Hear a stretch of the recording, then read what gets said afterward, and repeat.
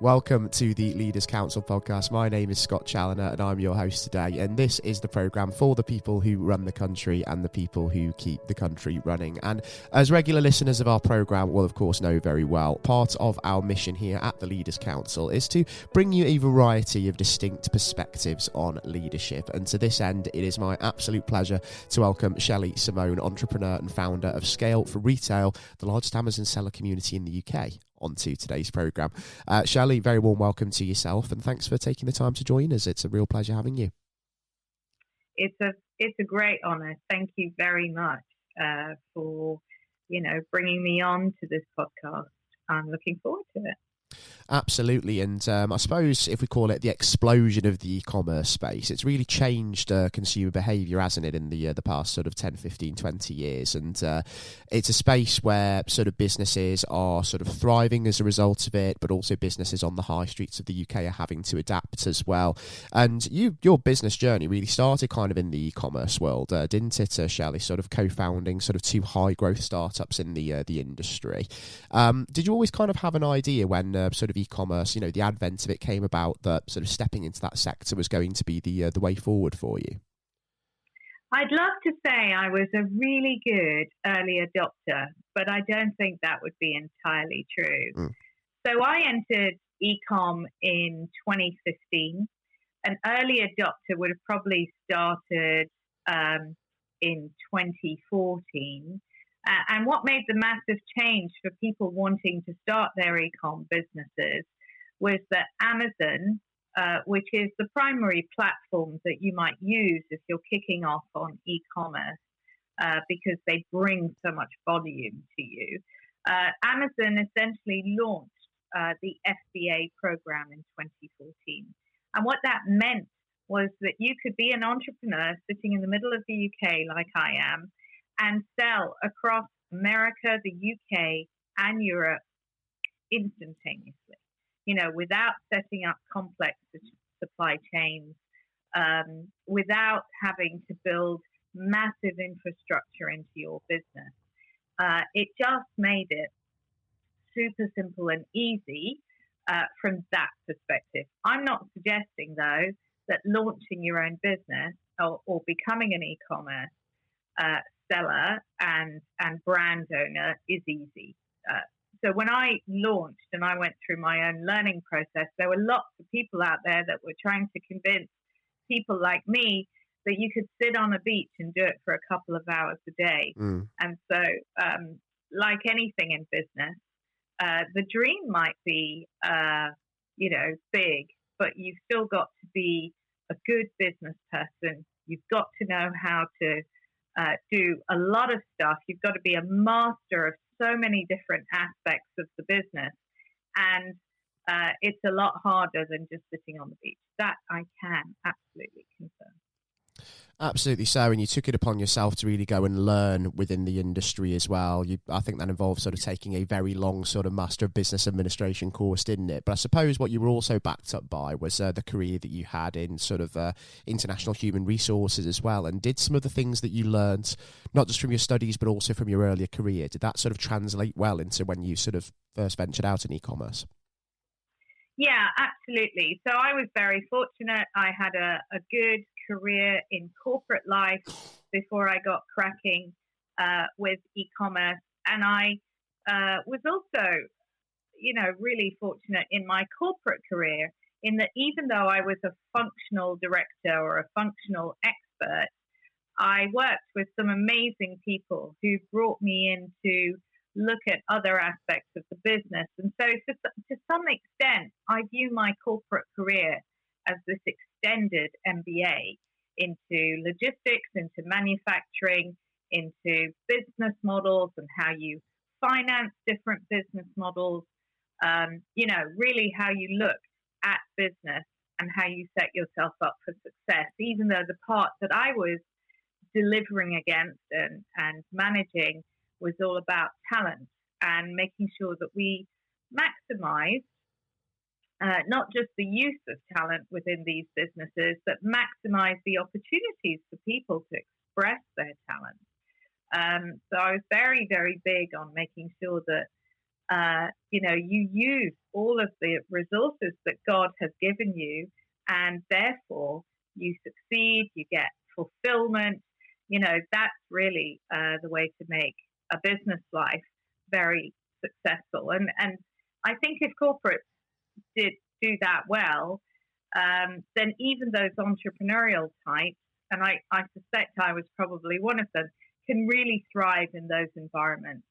But eventually, every entrepreneurial type will get drawn to doing the thing that allows them to be their own boss. Yeah, absolutely. And I suppose one of the hurdles, let's say, or one of the things that holds you back on the entrepreneurial journey, I guess, is that sort of fear, let's call it. It's kind of the indecision, the worry that it's going to essentially fall flat on its face, so you're going to suffer a setback. And that sometimes means that when we are entrepreneurial and we do have that big idea that could really, go out there and change the marketplace, change consumer behaviour, change the world, we don't necessarily pursue it because of that sort of fear holding us back, if we call it that. So with regards to your own journey, Shelley, did you find yourself having to grapple with that yourself? Certainly sort of venturing into the e-commerce sphere as a little bit of a late start, and also sort of later on in your career as well? So I don't know if I'm a lot of entrepreneurs who are perhaps younger, more idealistic, and do this at an earlier age, and really want to make a massive change. Trying to do all of that and be an entrepreneur is very, very difficult. So I took a slightly more practical, easier path. I went for a business model that looked like it had a lot of the things set up. I maximized the use of the platform, particularly called Amazon or Shopify, if you're talking about your own website. I maximized the use of things and big technology companies that give you the facility to be a great e-com entrepreneur. And don't get me wrong, I had to put a lot of work into it, but I did not reinvent the wheel or indeed reinvent the world in any way, shape or form. I took a much more, it wasn't particularly well-trodden at the time, but looking back on it now, you would call it a well-trodden path to entrepreneurship.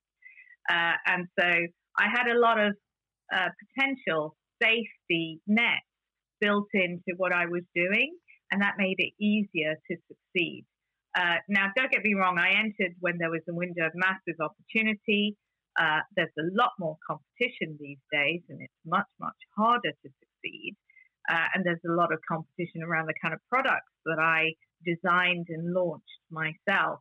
So the whole product sourcing and the ideas around what you want to be selling and how you want to sell it and how you want to build your brand, all of that is tougher than it was when I got started 7-8 years ago. But it's still possible because, like I said, you've got all these platforms that enable you.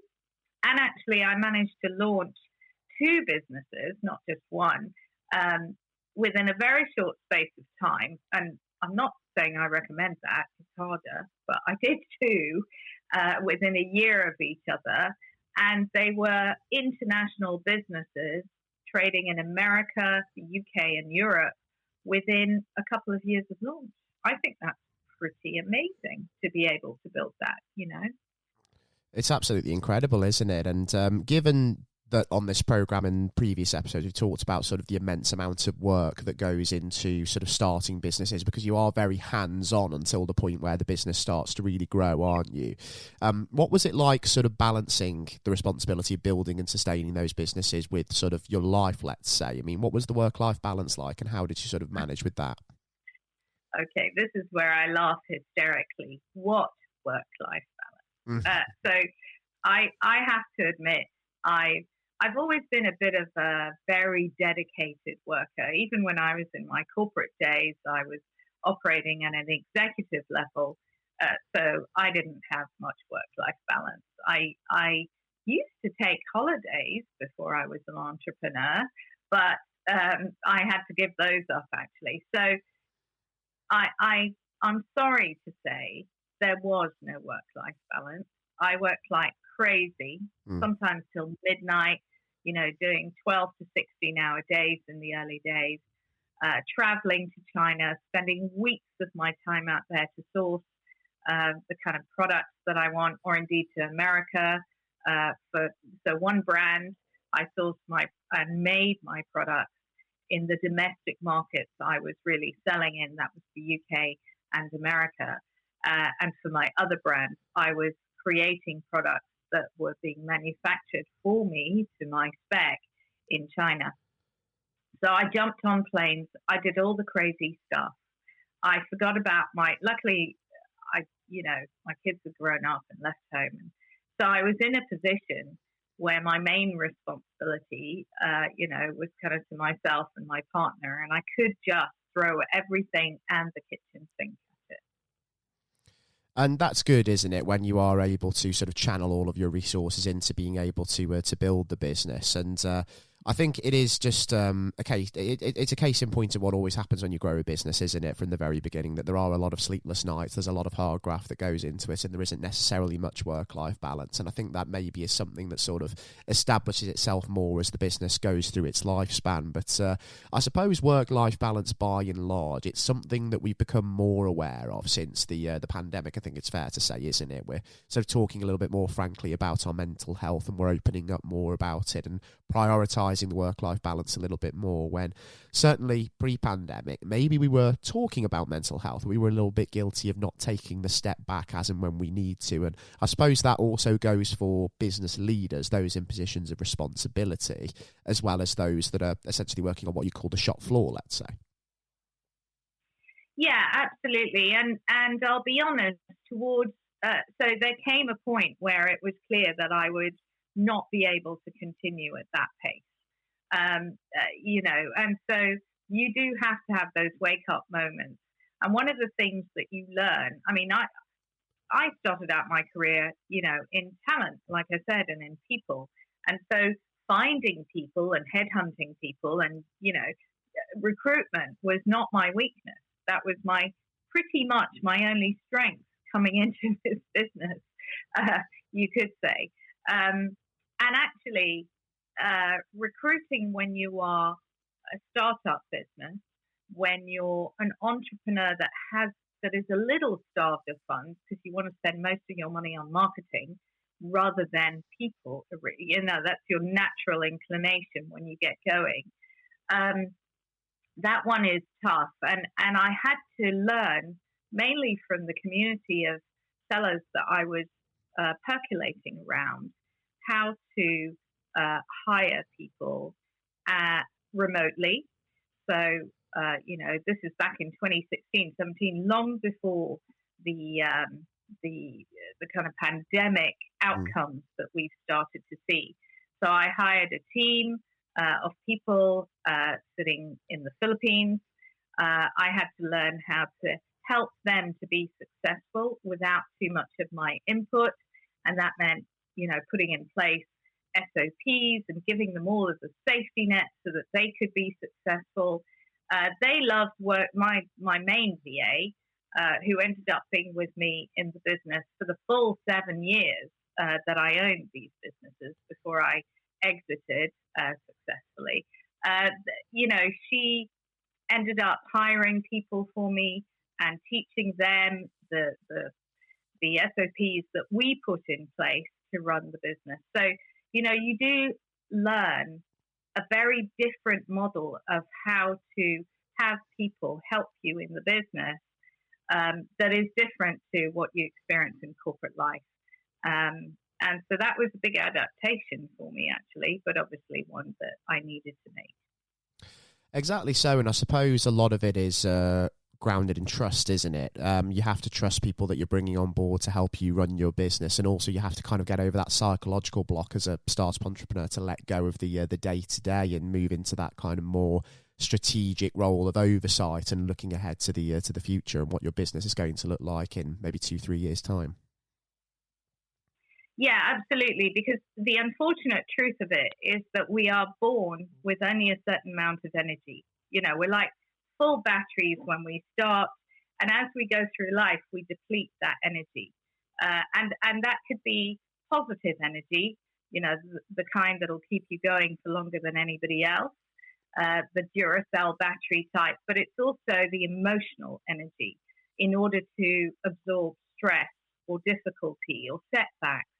And so if your energy pool is limited as a human, and it is, trust me, I've taken it to the limit, then you really do, once you see that the business is successful and you are working in it, then you have to start that process of growing the team, of growing your business successfully.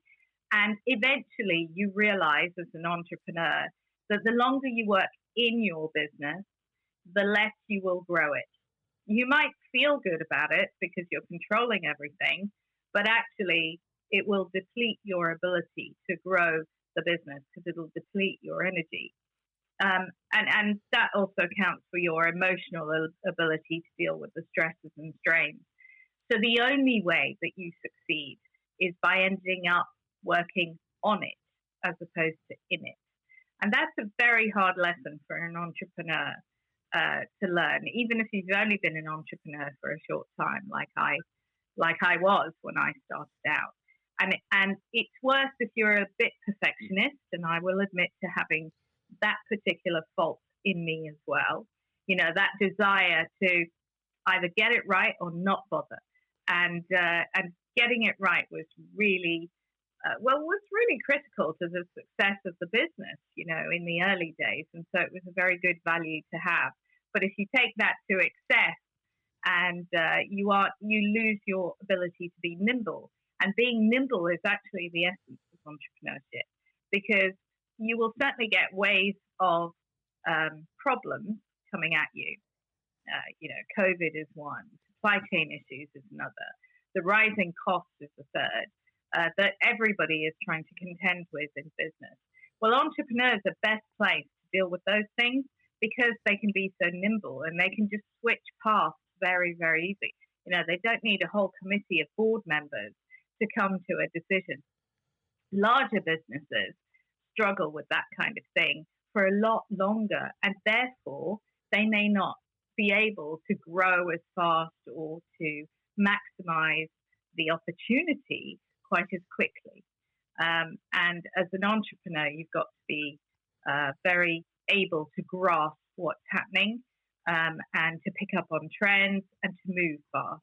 That really, and being an e-commerce entrepreneur, there is a lot that changes very fast. I mean, if you're in fashion, there's trend changes every 2 minutes, which is a category I avoided because of that.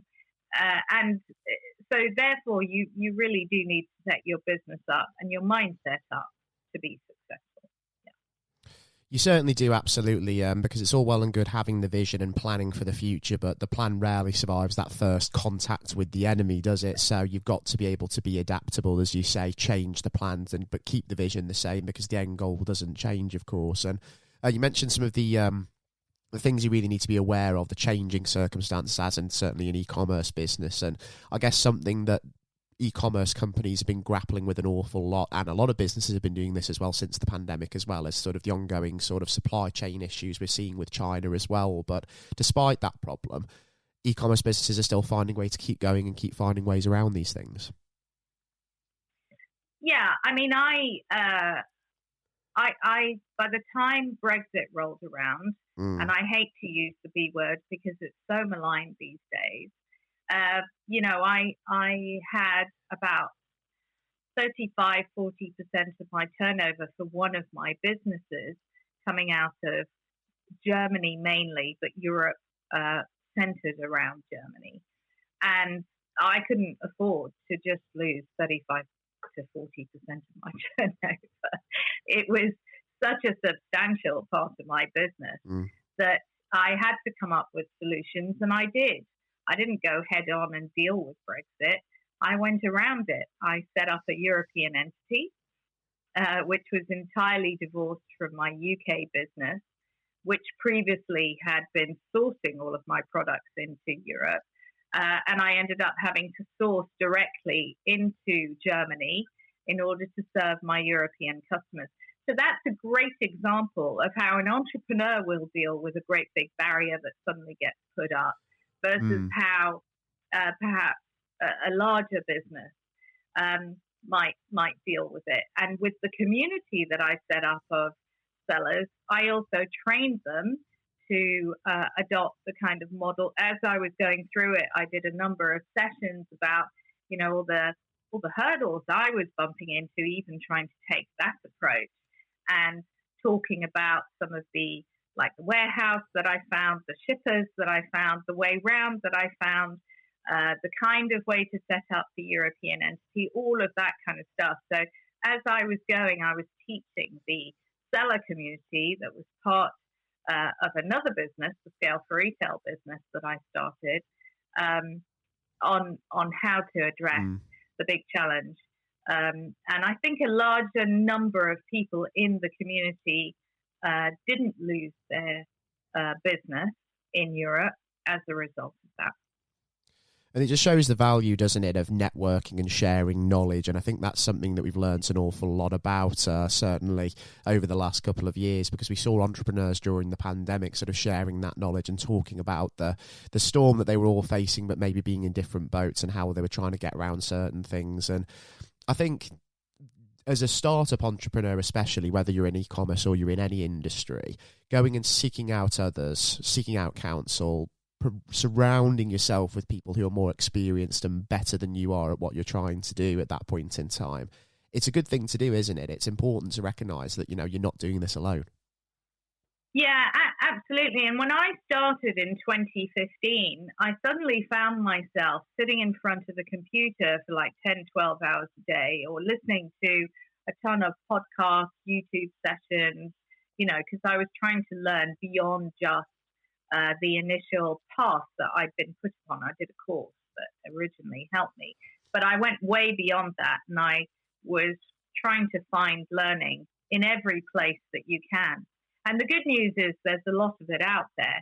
A lot of it is not as good as it should be, and a lot of it that's free will waste your time. So I think it's important to find the right kind of smart people to follow.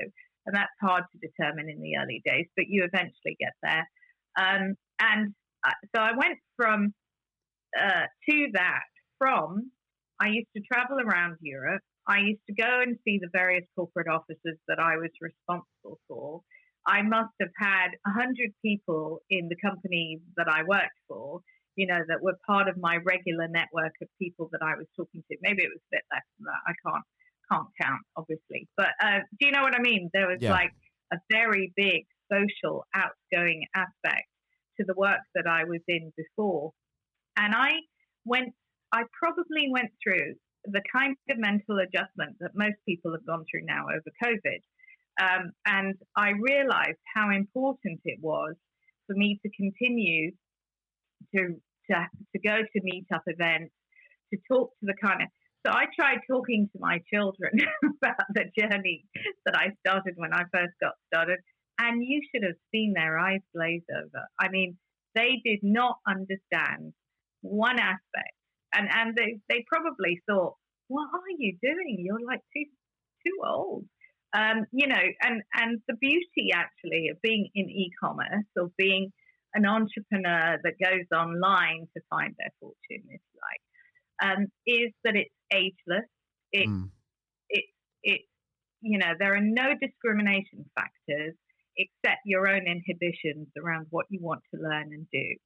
And so therefore, it's amazingly open to just about anybody.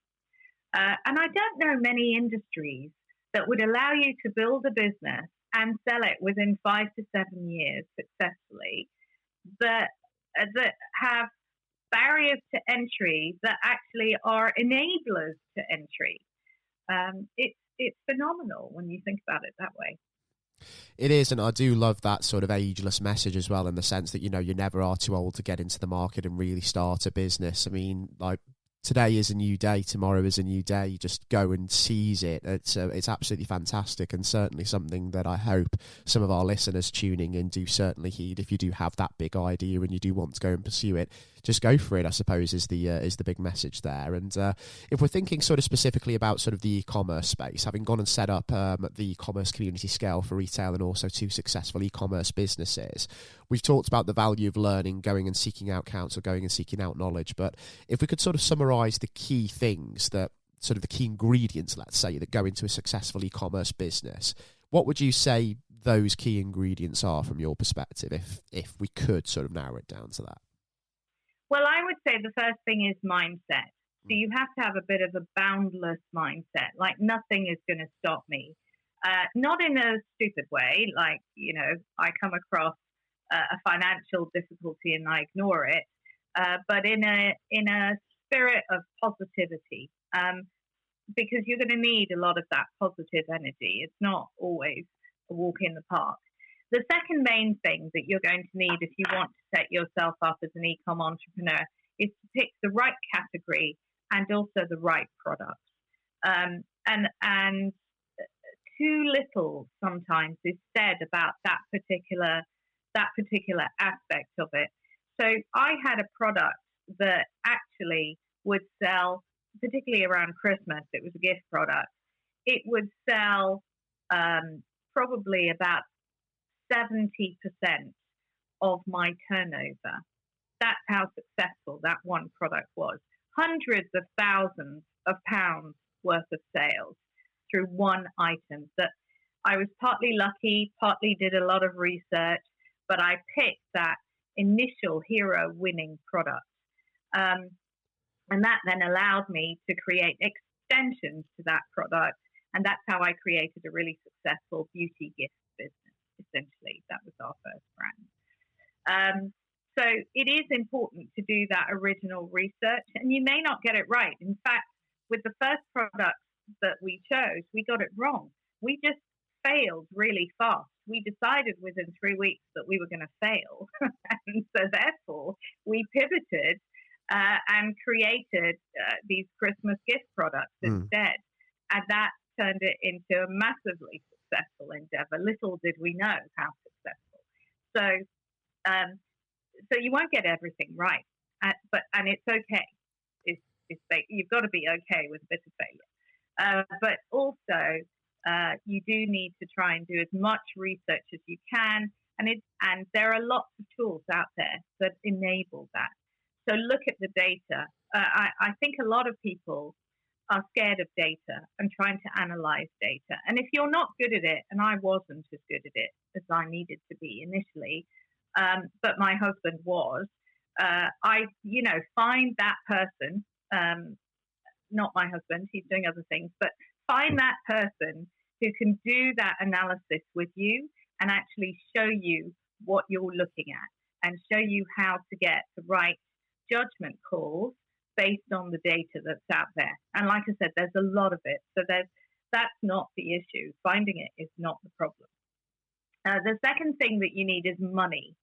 So, you can borrow it, but it's going to be tougher if you don't have enough of your own seed funding. And we put well over £100,000 into the launch. And we did 2 brands, so you could say that was stupid. And we should have just focused on one thing.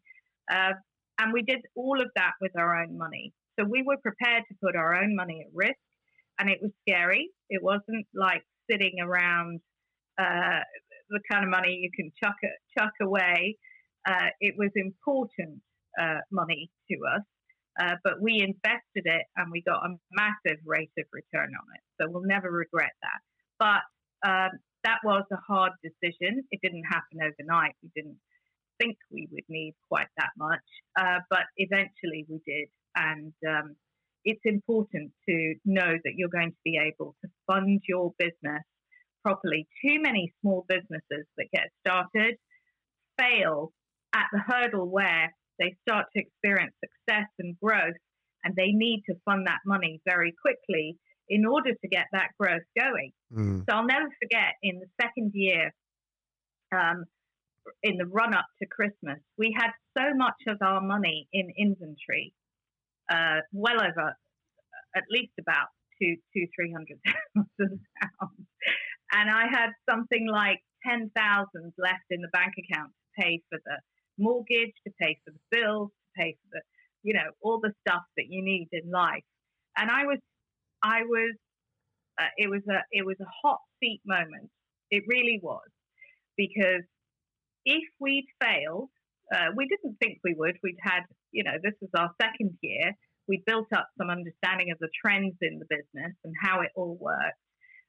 But still, we took a very calculated risk, and there was risk associated with it. And, the rest is history. We were okay. But at that particular moment, and I remember saying to a more experienced seller who was trying to convince me to invest in something, I said, look, I'm so scared. All I've got left is 10K in the bank account. She just said, Shelley, every single seller goes through this at this time of year. It's your big season. So you're obviously going to have all your money stuck in your inventory. And that's the right place for it to be. So don't worry. You will get through the other side and you'll be fine. And she was absolutely 100% correct. So you need great products. You need the money. And the third thing that I would say is you need to build a really special story or brand around what it is. Now, too many people say that and pay lip service to it. But if you don't have a brand that people can attach to, that people can fall in love with, and that's how it looks, how it speaks, the tone of voice, that maybe you might have a brand that is all about making the world a better place. I mean, that's getting into a crowded space too these days. So be careful of all of that. But it is really critical. And in my case, it was very difficult because I did not want to be the face of my brand. And so it couldn't be built around me and my personality and all of that kind of stuff. I mean, that was easier with Scale for Retail because everybody knew that I was one of the sellers that set up that particular events and education business. But with my actual e-com brand, I couldn't be the face of them. And so I had to use very clever marketing to and photography and imagery. And in the case of one of the brands, we came up with a cartoon character who represented the face of the brand. And a very, not quite cartoon, but you know what I mean, a bit of a representation that wasn't entirely human. And that was massively successful for that brand. Everything we did online, we made sure that it was part of our packaging and part of our imagery. And so it always stood out against the competition. And all of the competition didn't get what we were doing with our branding. And as a result, we could charge much more than anybody else. And actually charging much more than anybody else when you're online, when you're sitting on a page where there are 20 other similar items maybe that, and you're trying to compete on price is really, really difficult. But because of the way we represented that particular brand and the following that we got from customers, we were able to charge about 30% more than our competition on Amazon. That's really, really hard to achieve. But that meant that when we sold the business, we had an amazing profit story to tell by comparison with the markets that we were in. And so obviously that was very good for us when we came.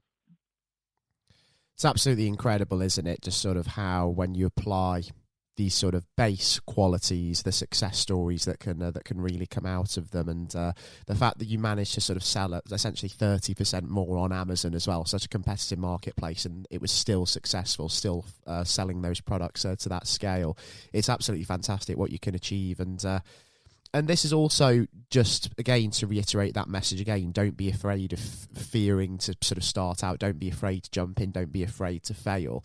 You started this sort of late on in your career and have turned it into a great success. So that's a key message, isn't it? If you've got that idea, don't be afraid. Just don't let your inhibitions hold you back. Just go for it. That is the real underlying message here. Yeah, and surround yourself with the people that can kind of support you and help you along the way. So if you're not a great FD and you need an FD to help you manage the business, those kind of people can be hired these days. There was one point where we needed to look at the margins in the business and we needed to understand all of the dynamics. And there was too much data, because that is one thing that you get in the e-com space or in the online space. You get more data than you know what to do with, and you get more data than you know how to analyze. And so we hired an external FD to take a look at the business. It was expensive relatively for the amount of time, but that gave us an understanding of the key levers that we needed to affect in order to continue to grow the business. But we couldn't have done that ourselves. So the temptation when you're starved of cash, when you've not got a lot of money, when you're in that startup mode, is to try and not spend money on too many things. And to some extent, that is a good, that's good husbandry. That's good housekeeping. You do need to have those kind of disciplines built into what you're doing. But at the same time, you are going to have to invest in marketing. You're going to have to invest heavily in marketing, like a massive amount. You're going to have to invest massively, potentially, in people and resources. And if you percolate around communities, and there are so many communities these days, but particularly communities that specialize in what you're doing, you will find your natural friends, and you will find some of that stuff for free. So don't be afraid, but don't go alone. That would be the other adage that I would add. And certainly don't be afraid, despite the current economic climate either, because some of the best businesses out there are sprung out of times like this. True. Yes, very true. And I think that most people wouldn't realise, but the backbone of our economy is actually small businesses. And the only thing I would say to those people who are in a bricks and mortar situation and are finding it exceptionally tough, do come and look at online communities like ours, like Scale for Retail, and do approach me if you need to, because I'd be happy to guide you. But essentially, you need to be able to have. So one of the things that I tried to do with the online brand that I created, the beauty gift brand, which was massively successful, I tried to get into retail in America, which is a whole different, difficult ball game to try and play. And that's because we were so successful in the online space that it made sense to me. And the branding was so strong because I guess that is one talent that I discovered along the way that I didn't even know that I had. I love designing stuff, right? And I have a sense of good design. And so I created brands that were pretty, attractive, that were eye-catching. And I was in the space where it was largely a female consumer, I will admit that. So clearly I wouldn't have made car parts look great, but that was right for the beauty gift category. And so it doesn't matter if you've started out in an area that is struggling, transcend it, and try and go in. So if you're in bricks and mortar, go online. And if you've got a massively successful online brand, then get into bricks and mortar is what I would say. Don't be afraid necessarily of trying to cross over when it comes to channels to market. So the easiest way to grow your business is to grow all the different channels to market. And these days, there is so much ability for you to grow internationally, for you to expand cross-channel. That the barriers are so much lower than they used to be. They absolutely are. And just to reiterate what Shelley was saying just now, do indeed, if you are certainly in the retail space, go and check out Scale for Retail, because there'll be some incredible people that you'll be able to connect with there, and some incredible lessons there to be learned. I'm certain of that. And having talked an awful lot about sort of the road to success and what makes a successful e-commerce business today, Shelley, I think it only serves that we sort of talk about the future as well before we wrap things up on the programme today. So for Scale for Retail and for yourself over the course of this year ahead of us, what's next for you, and what are your sort of key goals and milestones for the 12 months ahead? Yeah, that's a great question. And let me just say that I've come out of, so COVID was very good for my e-com businesses, actually. It was tough from a supply chain perspective, but it was very good because all consumers came online, and it really expanded the growth of online selling. But it was really bad for an events business, as you might imagine, because we couldn't hold events. And we made a lot of our money, not by charging a lot, but by charging people to come to events and master classes and masterminds. So I'm delighted to say that I think we're back on the map. 2022 was a test of that. And actually what we're going to do is expand beyond the UK to include other countries. We've just taken in investment. So it's a really exciting time for Scale for Retail. We have some sponsors who have sponsored us in the past, but who have committed to sponsoring Scale for Retail in the long term. So some of the baseline costs and expenses that we have within the business, I have a lot more security than I've ever had in the past, but those are fine and are covered. And to some extent, that puts a bit more wind beneath my wings and is allowing us to grow the business. So really looking forward to 23, actually.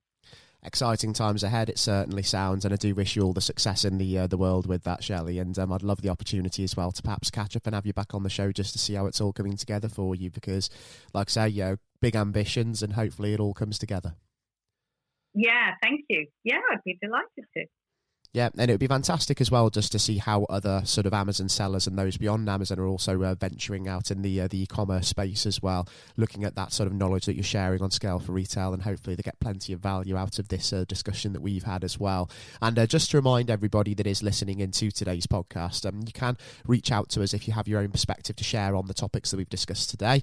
You can leave a comment or ask a question via leaderscouncil.co.uk/contact-us, or you can even apply to be on the show yourself and bring your point of view directly to the discussion table, and your port of call for that would be leaderscouncil.co.uk/apply. For now, it has been an immense pleasure welcoming Scale for Retail's Shelley Simone onto today's show. And Shelley, once again, thank you for your time, and all the best with the year ahead. Thank you. Thank you. And to everybody listening in, I've been your host on today's episode of the Leaders Council podcast, Scott Challoner. And until next time, when we'll be back with a whole new perspective on leadership, business and current affairs, please do take care all, and goodbye.